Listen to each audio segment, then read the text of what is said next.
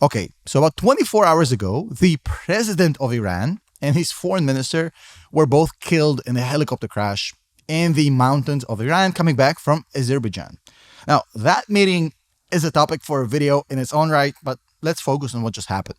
So, big event, a lot of questions, mainly, will this change anything in Iran, in its policy, in the stability of the regime?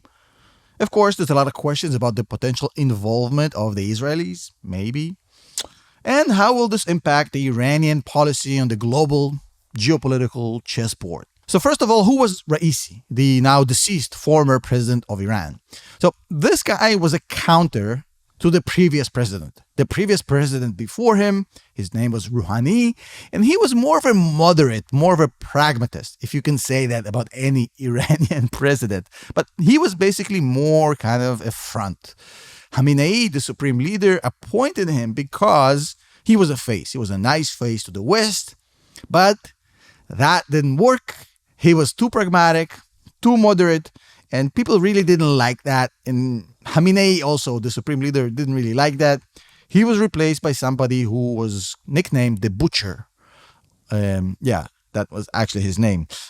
He was not pragmatic and he was not moderate. He was a hardliner and a complete lackey of Khamenei, the supreme leader. Now, you have to understand something. In Iran, the governmental structure is very different than what we know from the US. The president decides nothing. The job of the president is to carry out the orders, the direct orders of the supreme leader, the spiritual leader, the Ali Khamenei. And I guess you can call him a chief operating officer at best, while Khamenei, the leader, is actually the CEO, the chairman of the board, and the shareholders. You know, an important piece got taken out of the board, but nothing too insane. Yeah, he was a bad dude. He was aggressive, oppressive. You know, he was very mean and ruthless to the Iranian people. He was a known Holocaust denier. And he was the guy who helped Khamenei promote the Ring of Fire theory in the Middle East. Yes, a bad guy got killed. I guess that's not bad, right? That's net positive. But this guy really didn't make any strategic decisions. He was the guy who carried out the decisions that were made by Khamenei. He was not a candidate to replace the supreme leader.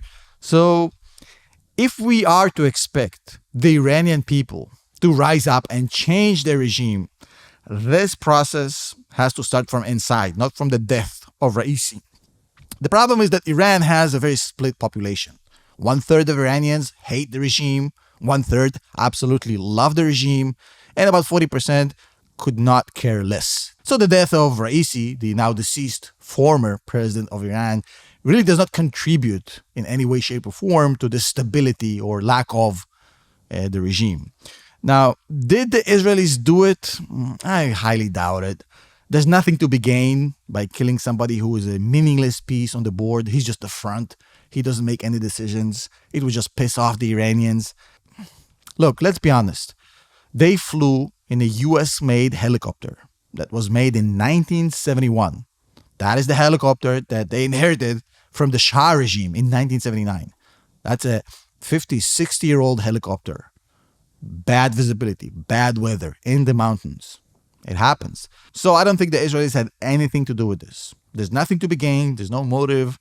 And also it doesn't add up. Now, the guy who will replace Raisi for the next 50 days until the elections, his name is Mohammad Mokhber. Now, he's the most pencil pusher bureaucrat you can imagine. This guy was chosen to be the vice president literally because he's no threat. He's a gray-ass bureaucrat nobody cares about, zero charisma. He has the personality of a refrigerator. This guy was basically the CFO, the chief financial officer of Iran.